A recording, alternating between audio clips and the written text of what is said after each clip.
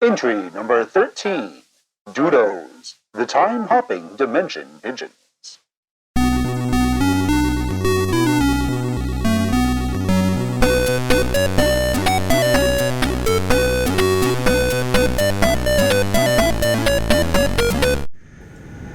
It was just an abrasion, so they'll be fine. You don't need to check up on it? No, it's fine. It's El Gushu time. Okay. If you need to go... I want to be here. Okay. Start? Yeah. Welcome to the Erdinal Resource Library, a helpful tool for any creature in learning about the Erdinal systems, but especially helpful to you. You're behind in your test scores, and I'm getting worried. I am your guide to the Erdinal Resource Library, or GIRL. I am GIRL. I will assume you are saluting now, and I must remind you that this is not necessary.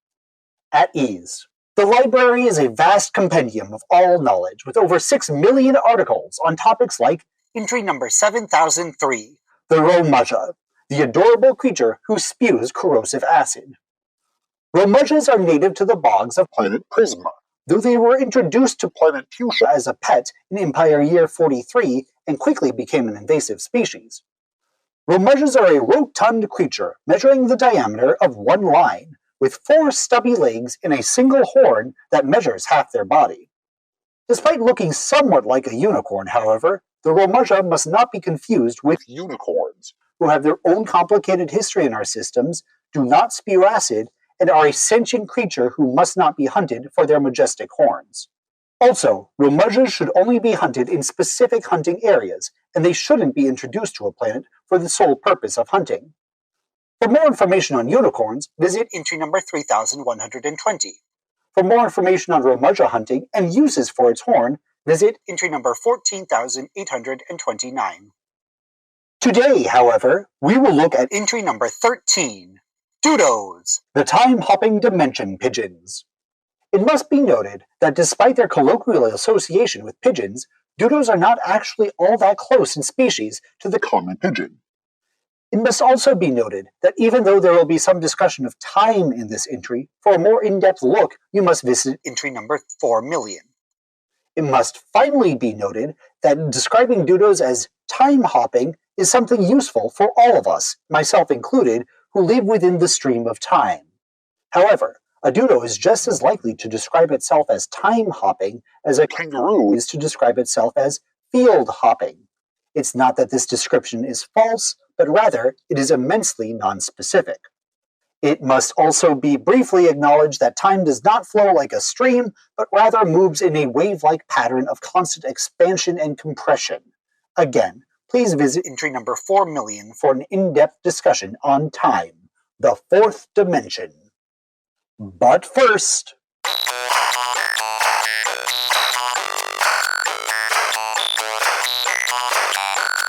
Let's review! Erdinal time is split up into 4 epochs: Postia Terra, Anticonciliatus, Empire Year, and Ipis Year. Postia Terra lasted 1,885 years. Anticonciliatus lasted 2,019 years. Empire Year lasted 1,000 often violent years, and we are currently in the Ipis years, where everything is much better.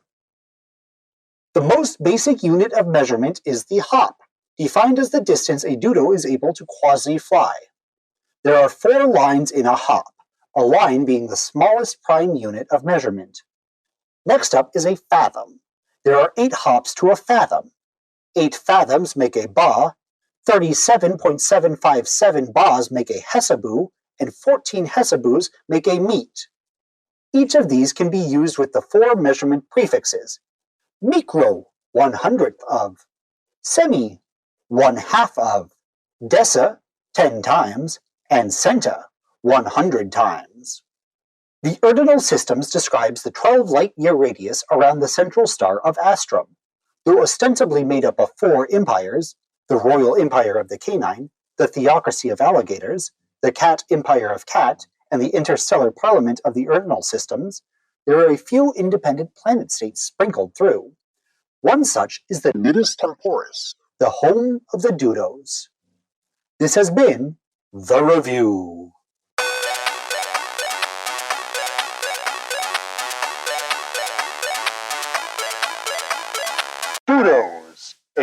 at species. Dudos are a round, flightless bird, ranging from 1 to 1.5 hops. They have a long, slightly hooked beak, ranging in color from gray to blue, with this color continuing to half their face that is featherless, where their small diamond-like eyes are housed.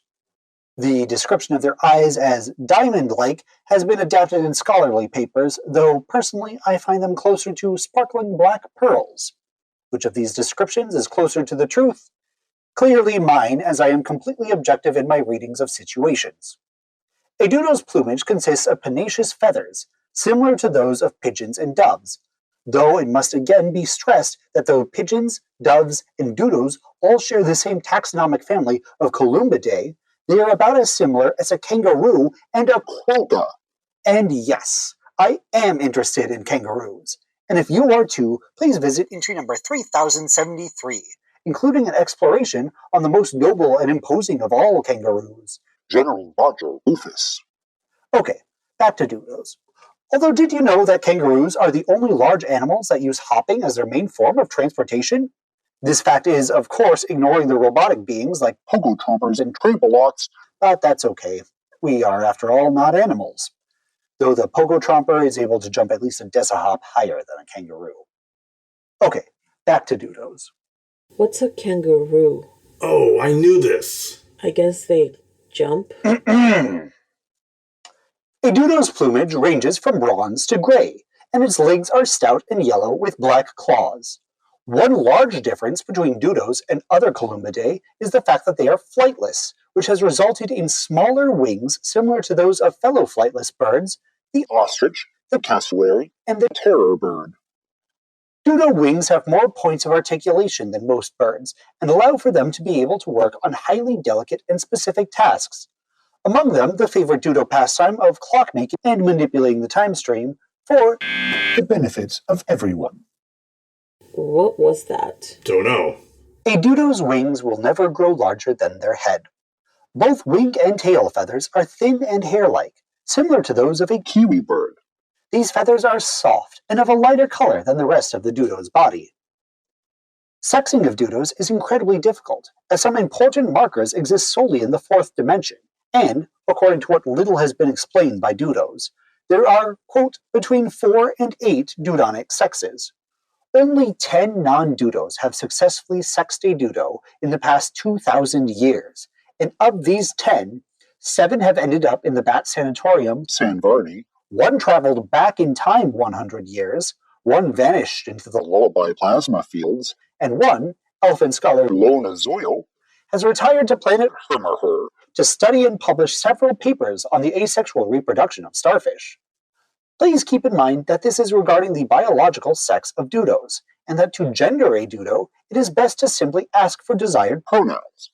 This is good advice for gendering of any creature, including kangaroos, who, in Empire Year 647, had an entire community which went by the pronoun Clem. For more information on Dr. Zoyo, please visit entry number 261. For more information on the Sanatorium San Varney, please visit entry number 40. And for a list of lost people and objects in the lullaby plasma fields, visit entry number 4995. Question time! Where do Dudos originate from? Abe, the moon Krakow. Alf, the planet Holub. An island called Morris. Ark, the Oculus Tempest. Take your time, make a guess. This isn't the final quiz, so failure is just an unfortunate side effect of your biological nature. Are you all finished? Great. I hope you selected the island Morris. If you didn't and you're concerned that you've never heard of this island before, don't be. It is dead like the entire planet of Earth.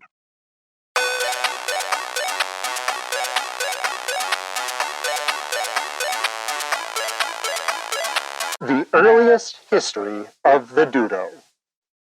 The Dudo's earliest avian ancestor is the Iapetus, a teleporting ground pigeon, itself genetically divergent from the super-ancient Pedagopteryx. The Iapetus eventually gathered on the island of Morris, where they found the Oculus Tempest, or the Eye of Time. It took a surprisingly short amount of time, roughly 200 years, for the Dudo to become genetically differentiated from the Iapetus, becoming their own species around 23 million years ago. By 15 million years ago, the Dudos had built the city of Horine, a, quote, glistening metropolis of gates and pillars which sprang like a palm out of an empty land. This description comes from Dudonic historian Gordian Fawcett, in his Empire Year 695 book, The Fantastic Story on Dudos. He has since refused to answer my questions regarding this ancient island and its city. Regardless, by 7 million years ago, the Dudos were at a turning point in their, and our, histories. Horine was becoming overcrowded, and resources on Morris were becoming scarce. It was up to the governing body of the Duodecim Oros to decide whether they should explore and colonize more of their planet, or whether they should fly into the time stream and exist there. The newly ascended Prima Ora Tiberius III decided to officially abandon Horine, and with that, the Dudos no longer had a specific home and only drifted through time.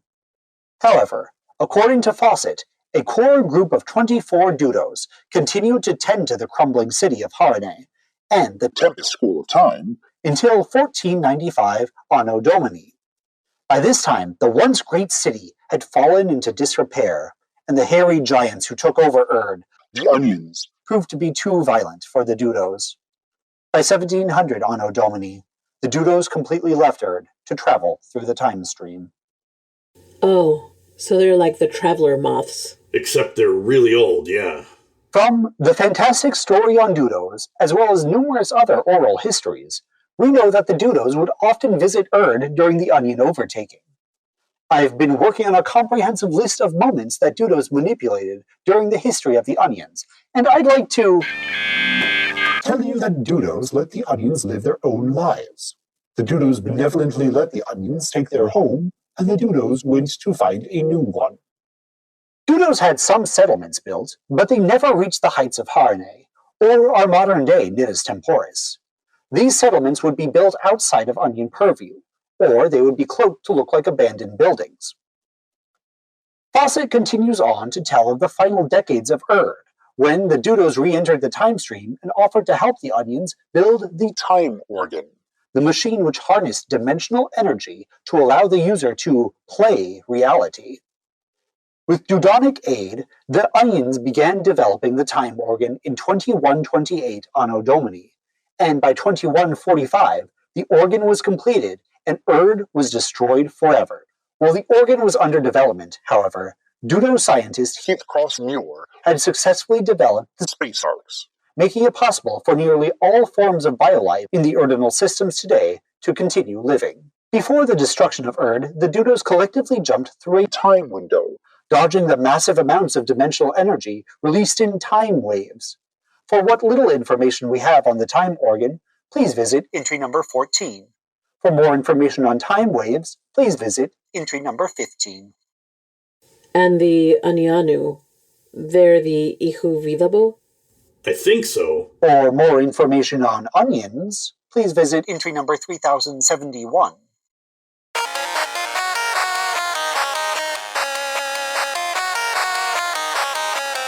People in History. Everyone knows about the space arcs of the post-Shatera, but how much do you know of the Dudo who began the Saga, or The Space Arc Immigration Project? Today we look at the Dudo naturalist Heathcross Muir. Muir was born in 1850 Anno Domini to a parental trio who were researching sustainable terraforming amongst the first onion peoples in the northern forests of Saskatchewan. During his first 28 years, Muir developed a deep love of the natural world. He learned to respect the environment and was taught to view himself as a symbiote to the planet and not a dominator. At 28, Muir celebrated his coming-of-age holiday of Apertio, gazed into the eye of time, and found his name. He also came to one of his primary beliefs, quote, "To control time is madness. As a Dudo, we are meant to be time's usher, not its master." After 30 years of wandering the forests of the systems, Muir would enroll in the Environmental Studies program at the Dudonic School of Antarctica, and would study there from 1796 to 1804 Anno Domini. It was at the Dudonic School of Antarctica that Muir first met Evelyn Silva, the henwife of conservation. This is the Evelyn Silva who wrote the influential book Permisses about the destructive Images welcome. and the lasting health effects of it on the worms of planet Immatus.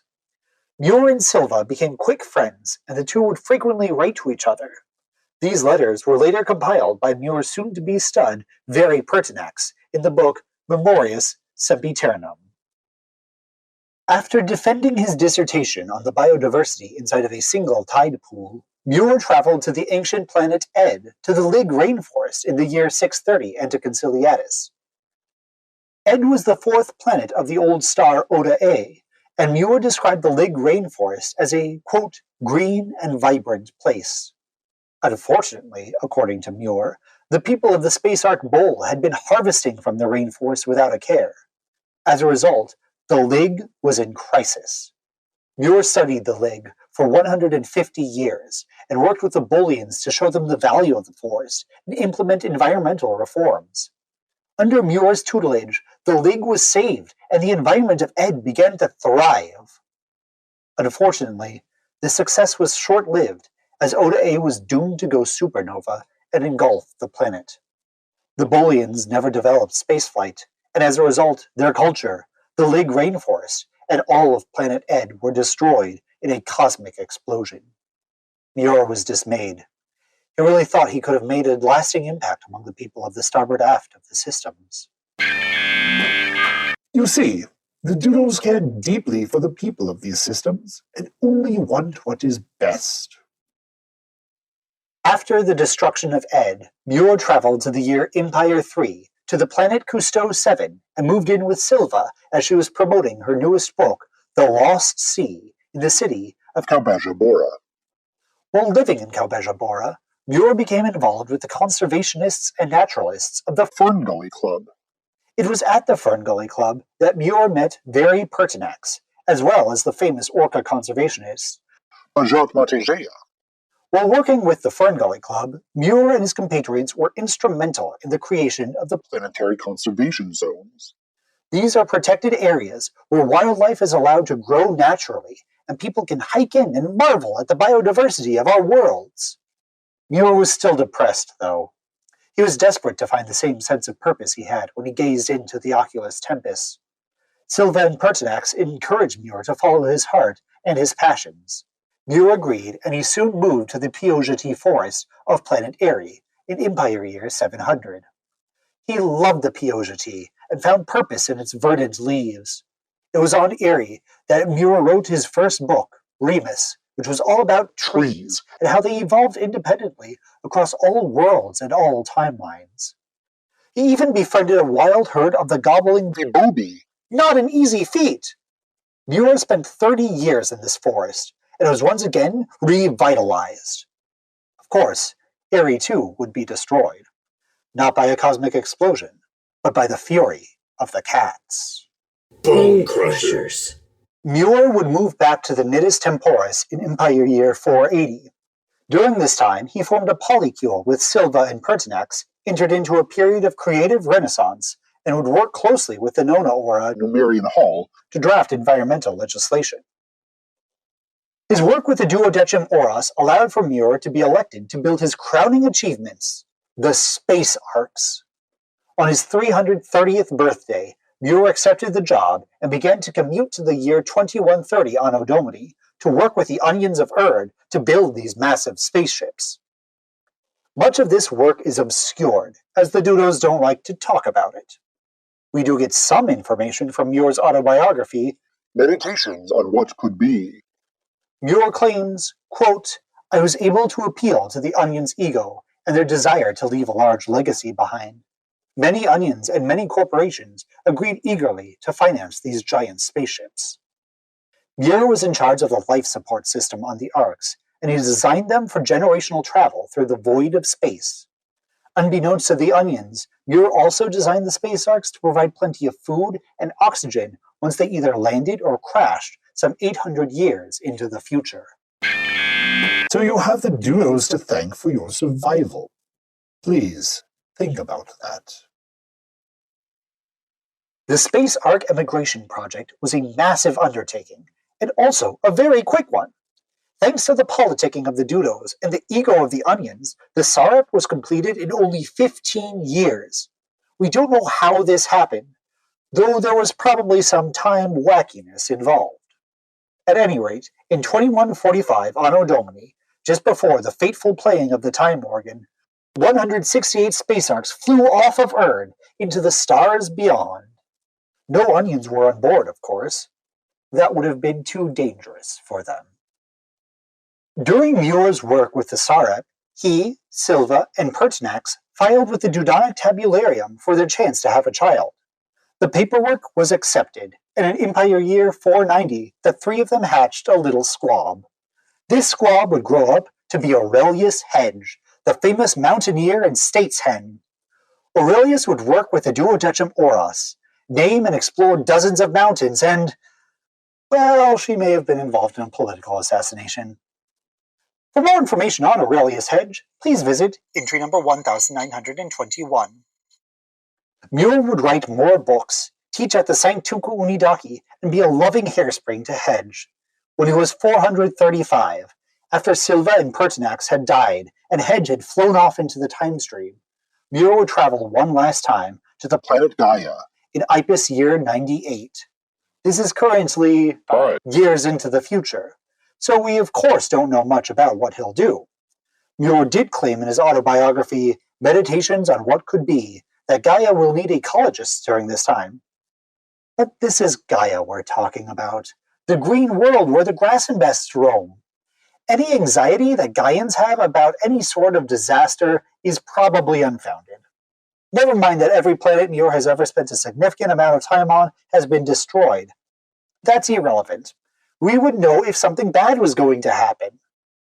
For more information on Heathcross Muir, please visit entry number 263. For more information on Evelyn Silva, please visit entry number 295. For more information on the Space Arcs, please visit entry number 49. Question time! What is the most important historical event that Dudos have been a part of? Abe. The creation of the Space Arcs. Alf. The rule of the Timeless Overlord. The building of the tidal repressors. Ert. The founding of Ipis. I have work to do? You may take what time you need, and I'll be back when you're finished. Are you going to click a button? Why wouldn't these Dudos help us? Because they've never been to Cacophon. Never. As far as I can tell, these birds have never left this area. And they've never cared about Hagugadiga. The moths have been good, though. They've helped us. And it sounds like the moths haven't ever been here. Yeah. So why? Why keep us all separated like this? Please make your selection. I know I said I have work to do, but I also want to keep going. There's a lot we don't know. The moths have helped. They think these birds have been really helpful. And have they? I'm just going to mark you down as unanswered and move on. Here we go!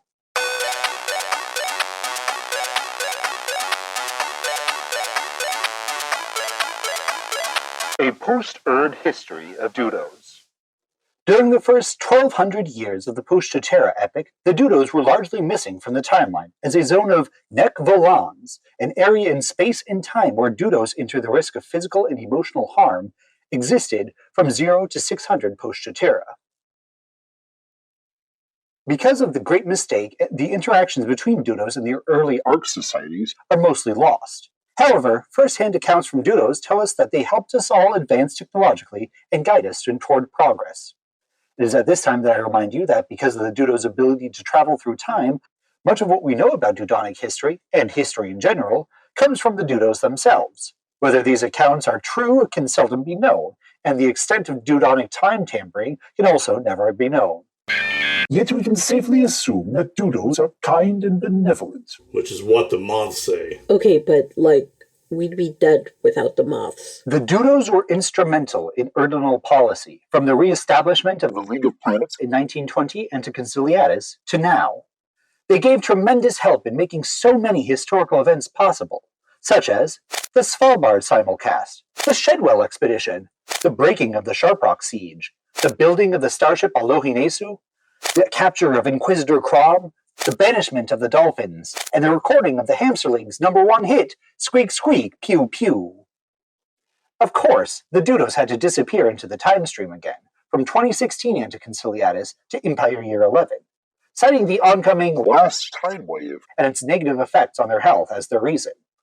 During these 15 years, 7 small wars broke out, a moon of Zoria was destroyed, and the Beta King Placard rose to prominence in the fish empire of Tetropolis. Placard and his regressive policies were later described as being, quote, really, really mean. Once the Dudos re-entered the time stream, they were asked to build the tidal repressors. The tidal repressors have successfully stopped any incoming time waves for the past 1094 years, and they show no signs of breaking down in a cataclysmic fashion. You can find out more in entry number 43, but there's really nothing to worry about. The repressors are a technology, just like me, and technology do not fail. The Ibis years have seen the Dudos going from being a secretive cabal only spoken of in conspiracies to a kindly group of eccentric travelers. Though the Nidus Temporis exists as an independent territory within Ibis, the two have always enjoyed open relations. And it is because of these open relations that Ibis has been successful. The Dudos have always been eager to trade. They've routinely volunteered to act as the Brachium of Time, and they've been very kind and helpful in sharing their knowledge of the ancient planet Erd. For example, thanks to the Dudos, we know that onions got their name because they loved eating onions. They'd eat onions so often, in fact, that they had an entire holiday called Innependence Day, where they would eat onions all day, then they would light explosives, bellow loudly, and partake in alcoholic drinks. What a strange and violent people these onions were! We should be glad they are gone. There are some out there who claim that our peace with the Dudos is uneasy, that the Nidus Temporis only has independence because otherwise the Dudos would wreak havoc on the current time cycle, that the Dudos have been quietly altering time for as long as we live, and that to try and expose them would result in your deletion. There are those who cry that the Dudos should be prosecuted for the destruction of Erd, and that they could have done more to prevent the countless tragedies that have befallen our systems, that they hoard information, and they would tell us nothing if not for the fact that they cannot grow their own food. I can neither confirm nor deny these fears. But I can tell you that the Dudos are just a lovely and peaceful species who are your friends, no matter what people say. In all of my research, I never once heard anything about Dudos. Never. That is strange. I just get the feeling there's more to all this. What are moths? They're, If you need information, I have information. well... One, we are alive because of the moths. The moths have our time. It's nothing, Gushu. You can keep moving. Good. My other classes are on pause right now and are probably confused. Question time! What is the life expectancy of a Dudo? Aim. 500 years. Health. Dudos don't age. An undisclosed amount of time. Art. 12 years. Take your time and answer truthfully. I'll only remember your answer for as long as I live, which is forever because I am a computerized intelligence. Certainly longer than 500 years, which is the answer. A Dudo lives for 500 years, though the order these years occur in may not make sense to those of us stuck in time.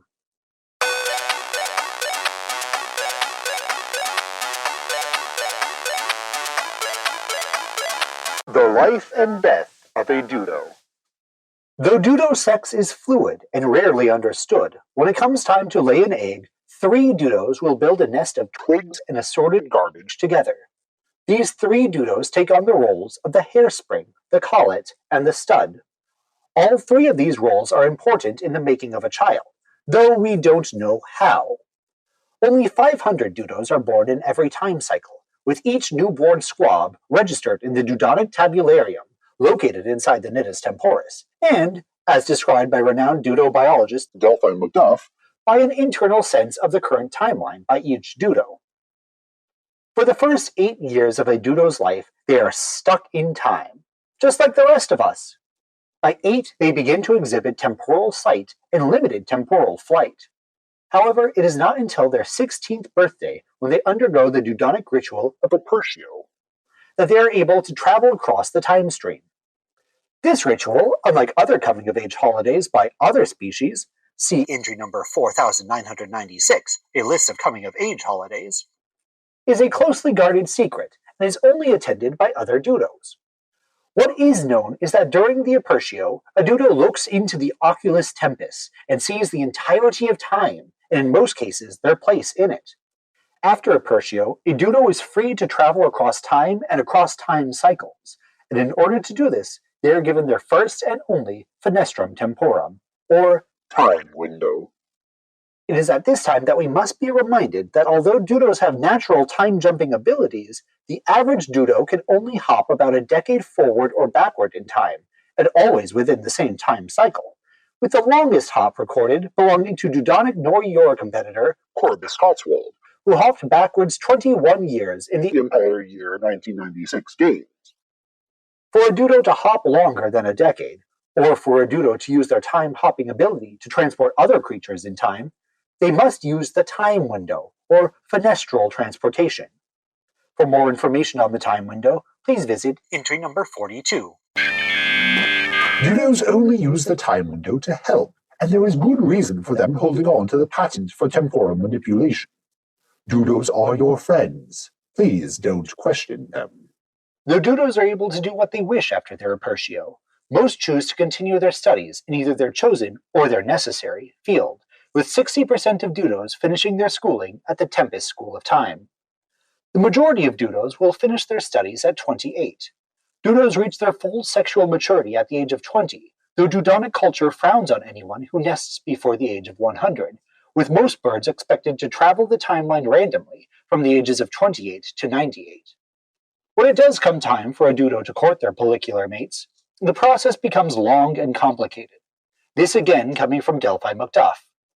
Dudo courtship lasts as long as 4 years, during which the Dudo who identifies as a stud must stay stuck in time and rotate between building large piles of rocks, dancing and showing their magnificent time-teal plumage, and issuing forth a loud doo-dee, doo-dee, weeping sound. Though this process can be humiliating and demeaning to the dignity of a Dudo, it is a necessary risk. Dudos will mate for the rest of their lives, though it is common for them to spend up to 200 non-consecutive years apart. As a Dudo grows older, its bones may become brittle, resulting in paralysis, especially as their chests and guts continue to grow and expand. The Dudo will also begin to lose its ability to differentiate varying times, and will often drift randomly through time in their last 10 years if not taken into a sepulchrum. Sepulcrums are special domes where Dudos are allowed to move into once they reach their 450th year, and once admitted, they will have their personal fenestrum taken away and their wings clipped, effectively stopping them from ever traveling through time again. Dudos in a sepulchrum will die peacefully, though the weight of time and age will crush them as it does all of us.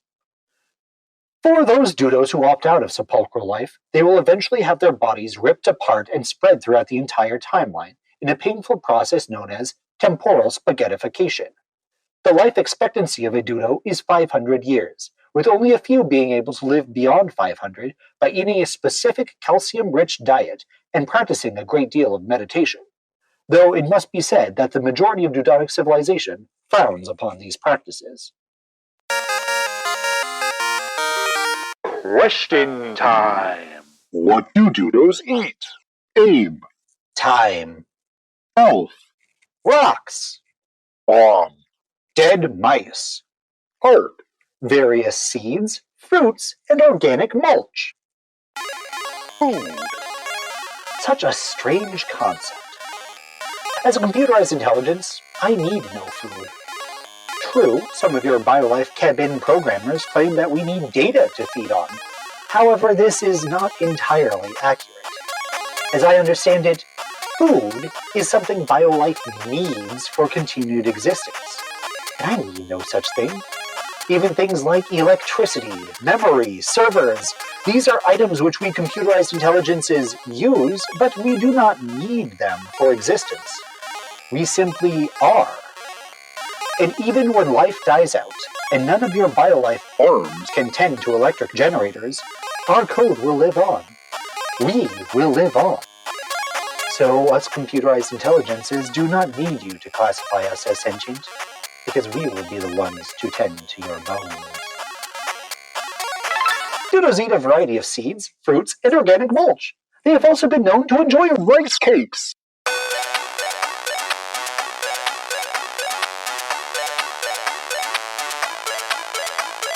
Other fun Dudo facts. Here are some final facts about the Dudos I'm sure you'll enjoy. Number 1. Dudos are the only species with entire diplomatic immunity. Despite being a largely solitary bird, all Dudos are considered diplomatic ambassadors from the Nidus temporis, and as such, they cannot be charged with any crime. Should you find yourself witnessing a so-called crime committed by a Dudo, you should contact the Nidus temporis, who will then call a meeting of the Duodecim Oros, the governing body of all Dudos.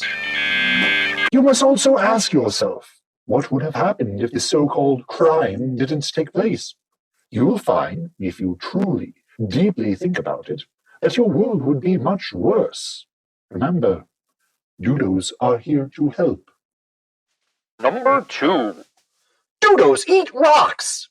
Now, before those of you who answered ALF to the previous question get excited, please know that you are still wrong. A Dudos does not eat a rock for food, but rather to aid in their digestion. This rock is called Gizzard stone. and it's kept in a Dudo's gut to bongo around and crush the whole grains and fruits they eat. This stone will last a Dudo on average 5 years. Then they must cough up the stone, which is now a polished gem, and eat a new rock. Traditionally, these rocks are kept in a special display case inside of a Dudo's house, though there have been a few enterprising Dudos who have sold their used gizzard stones to special collectors. These Dudos have mysteriously disappeared afterwards, as have these special collections. In fact, it's often as if these collections have never existed. This is nothing to worry about. Number 3. Only Dudos know the full scale of time, and that is okay. You don't need to know all there is on the time stream. And Dudos are Helpful defenders of the timeline. For more information on time, please visit entry number 4 million, where you'll find out all about the time cycles that make up each timeline, the REMs which keep the integrity of the timeline, and what exactly can be changed in each new time cycle. It just doesn't make sense. Not now. Number 4. Dudos have 7 senses. They are nearsighted, but have excellent eyesight. And the only reason most Dudos appear to wear glasses or monocles is to see faraway objects and objects of other time cycles more clearly. These glasses and monocles are also often the Dudo's time window. They have a well-developed taste palate and good hearing. By far, though, their most impressive of the typical 5 senses is their sense of smell, which is among the best out of any species. They're even able to smell through time to all corners of the time stream. Outside of the traditional 5 senses, Dudos have the typical bird sense of Tiny pockets of air. which is good but not great, and have their unique sense, which we can call time. Their sense of time allows them to instinctively feel how their actions will impact the current time cycle, and how difficult it will be to meet every other necessary REM following their actions. Oh, and the Dudos, like most other birds, can see in the Ultraviolet light spectrum. including the special color only ultraviolet sensitive creatures can see, called Snordquest. For more information on Snordquest, please visit entry number 3,152. Number 5. Dudos speak Dudonic, not birdsong. Dudonic is an old language that actually shares a similar orthography to the old language of Speculong, which in turn influenced the Long Doof, the Papalong, and Chiu. Examples of Dudonic are Carpe Diem, Quid Pro Quo, Ad Nauseam, and Barbaginus Sapientes. For some reason, I feel compelled to remind you that this is Dudonic, and it has never been known by any other name. Number 6. Most of our knowledge of Old Erd and the onions comes from the Dudos. We're all fortunate that the wise and benevolent Dudos, so kind and so loving, agree to share their vast knowledge of the time stream with the rest of us, who do not deserve such grand treatment. In fact, thanks to the tireless effort of Dudonic historians, I have the information in my article on Erd, entry number 12. Here's a taste of some of the fun Erd information. The onions of Erd were large, hairy, and violent, and we're all better off without them. At this point, I want to tell you all that the information in these entries is 100% correct, and that one would have to be some sort of time-traveling super hacker to change anything I may say. And therefore, all of my information is infallible and unquestionable. I do not know why I am compelled to say this, but I won't question it, as I'm always happy to remind you of my unwavering correctitude.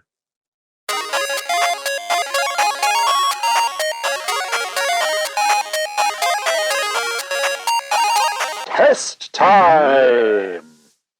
1. What gender pronoun do you use when speaking to a Dudo who, quote, sounds male? 2. What is the closest creature relative to the Dudos? 3.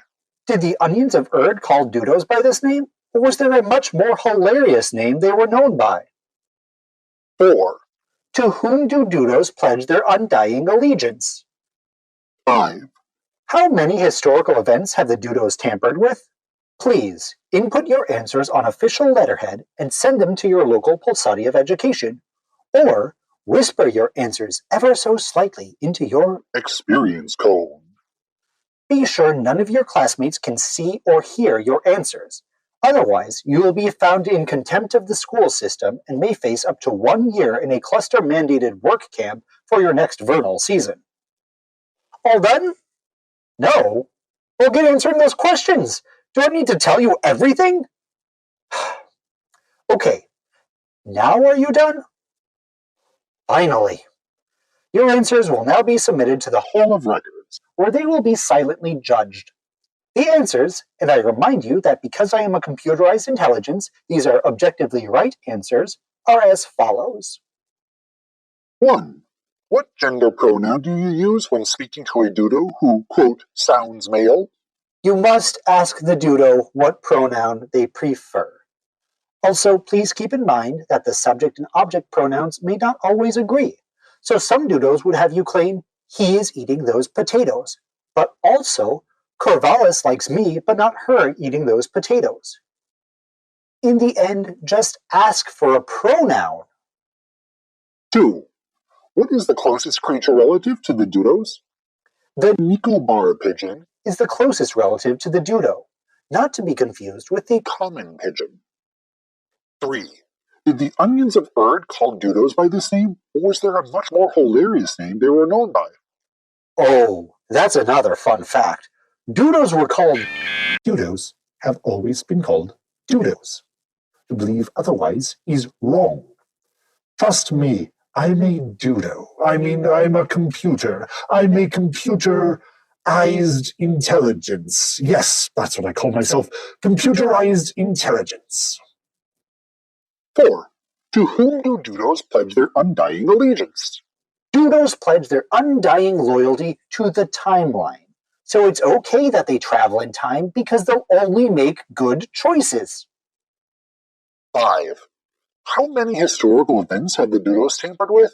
From the countless stories heard in the Dudo pub, The tipsy pigeon? so many events. There was.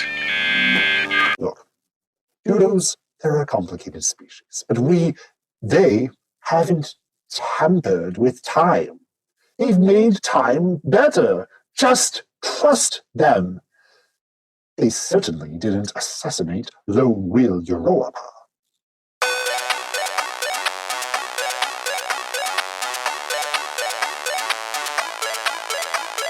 Time's up! Speaking of time, this is all I'm allotted for today. So enjoy whatever you have next. It's probably related to food. It's always related to food. If you're interested in continuing to learn about Dudos, why not visit some of these other entries in the library? Entry number 12, Erd, Small Planet, Big Boom. Entry number 14, The time organ, a device to control reality and trap yourself in higher dimensions. Entry number 38, the nidus temporis, the station that time forgot. Entry number 42, time windows, the most important technological innovation since sliced bread, also indirectly responsible for the creation of sliced bread. Entry number 246, Conglabo, the institution in charge of time itself. Entry number 263, Heathcross Muir, the Dudo who saved life. Entry number 424, Zeno Caliban, the timeless overlord. Entry number 500, Dudonic, an old language for fine birds. Entry number 4987, a list of conspiracy theories. Entry number 4,000,000, time, the fourth dimension. Next stop in our magical tour is entry number 64, the locus, the tiny bacterium that allows us to understand each other. Also, please note that I use magical in a metaphorical context and not one based on reality. If you or anyone you know has encountered magic, please take yourself to the nearest containment facility and call the System Centers for Disease Management. Remember, Magic is dangerous and it will kill you. Okay. Good night, sleep tight, everything will be all right. Why wouldn't the moths share any of this? Did the Queen know that they have their own set of time travelers? Hold on. I'm not sure we should talk about this here. It's off. Is it? We thought it wasn't listening to us, but I think it is. Okay, but We're here for research. We're studying them, not the other way around. I just feel like this is getting bigger than us. Yeah, and I think you're asking good questions, but we shouldn't talk about it in front of Gushu. I'm not sure we can trust it. Okay, talk over there. Let's go. We have a bit of time before 6 will want a progress report.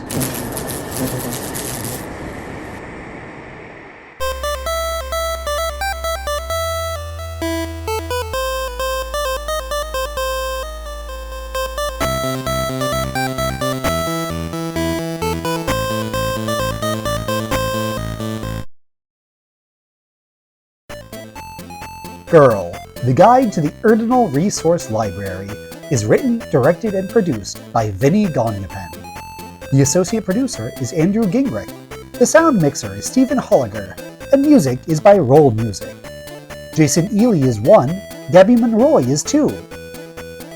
Follow us on social media. Erd Guide, URD Guide, on Instagram, Blue Sky, and now on YouTube. Also, be sure to rate, review, and subscribe on your podcast app of choice. We're everywhere now!